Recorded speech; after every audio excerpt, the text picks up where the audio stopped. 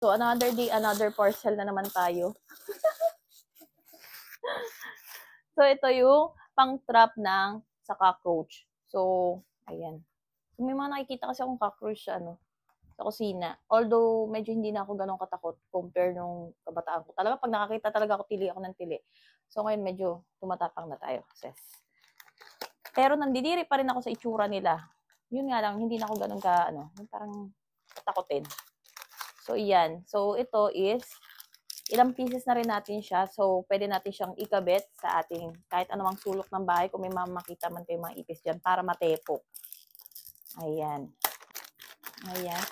So, lalagyan ko kasi nito yung ilalim ng banyo namin at saka yung kusina din namin. Kasi, minsan, akala nila butterfly sila. Nandun sila sa may kusina. Nanggigigil ako.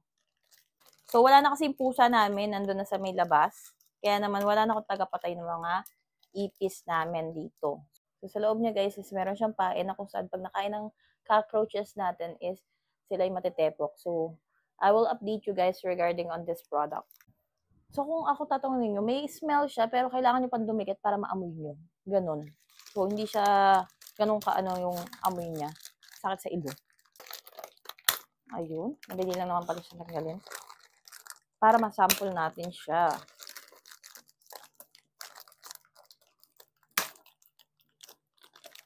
Lakas ko, pag wala yung asawa ko. Pero pag andito asawa ko, siya pagtatanggalin ko nito. Kahit nakapikit yun.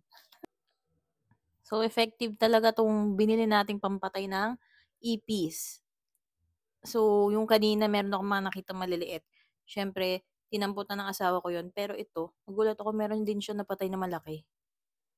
Kung ang problema nyo rin sa bahay nyo is may mga ipis kayo, kahit maliit man or malaki, lalo na tag-ulan, may time na dumadami sila lalo na pag maulan, ganun. Kaya naman, bumili kayo ng ganyan para pampatay.